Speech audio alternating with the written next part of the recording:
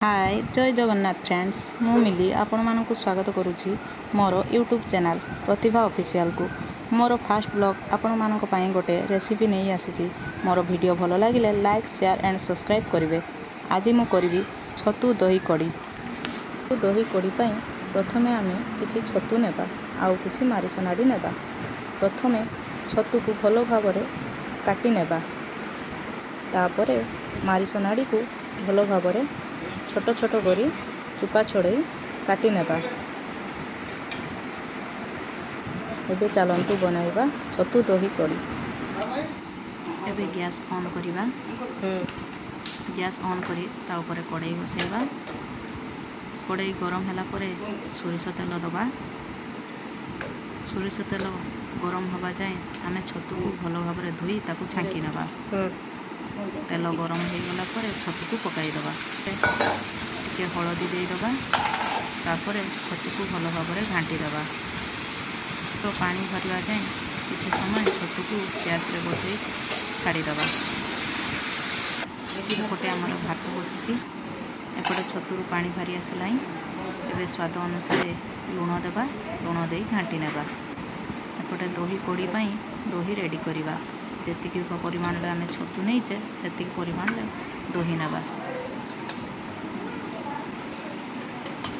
दही रे एबे आमे बेसन ऐड करिबा। दही रे बेसन टिके पकेइबा।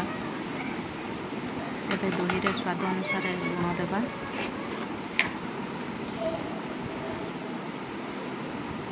जेतिकी दही नहींचे सेई अनुसार आमे लुण पकाइबा। एबे टिके हलदी देबा। एबे दही को भल भाव टिके पानी दे फेंटी नबा।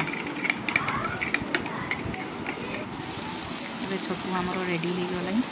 छतु आमर रेडी हो जाइए। एपटे रसुण और लंका किछि नहीं ताकू छेंची दबा। छुंक पाई रेडी करिबा। रसुण और लंका को भल भाव छेंची नबा।